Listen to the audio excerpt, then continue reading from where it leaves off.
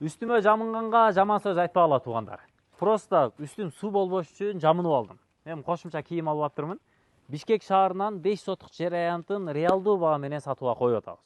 Реалдуу баа дегенде элестетпеңиздер туугандар.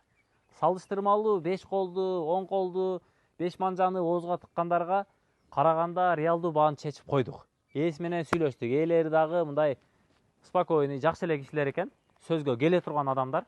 Узуну 30 метр, туурасы 17 метр болгон ушул 5 сотук жер аянты газ келген, интернет кабель, көчөлөрүнө жарыктандыруу бүт баары орнотулган. Эң чоң плюс жер аянты күнгөй бет. Кайсы курулуш кылбаңыздар, эртең менен таң атканда ушул күн биринчи терезеңиздерге тиет. Бул дагы бир жакшы плюсу. Ушул жер аянтынын баасы $44.500.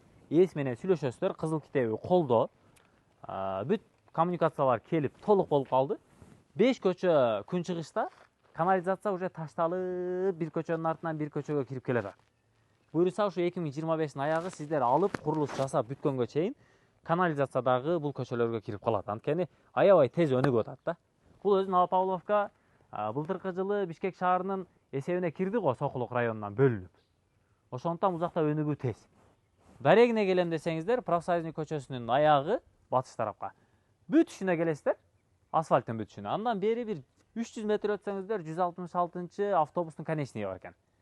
Андан дагы бир 100 метр өткөндөн кийин эле ушул Суу Самыр көчөсүнө бурулуп кире бересиздер. Кааласаңыздар өйдө тарабы Гоголя көчөсү менен Чүй проспекти же болбосо Фрунзе трассасы, жанакы заправка, Глобус гипермаркеттен дагы бурулуп ылдый келсеңиздер болот. Эки тараптан тең ход бар да. Бул тарап аэропортко дагы ыңгайлуу, Дордой базар, Объездной трассага ушул түз эле Сары Өзөн менен айланып туруп Фучка менен урасыздар. Өйдө тарабына болсо кыскасы каалаган жака ыңгайлуу. Ал жагын өзүңүздөр билесиздер эми. Ээси менен сүйлөшөсүздөр, баалашасыздар. Баасы чечилген $44.500. Анан ырымыга келсеңиздер, жылдызыңыздар келишсе дагы бир аз түшүп берер. Аны ээси менен сүйлөшүп аласыздар, Бардык маалыматты бердик, лайктан басып, комментарийден жазып, анан негативди азыраак жазгылачы. Адам душасынан бери каратпайчы. Сураныча. Ассаламу алейкум.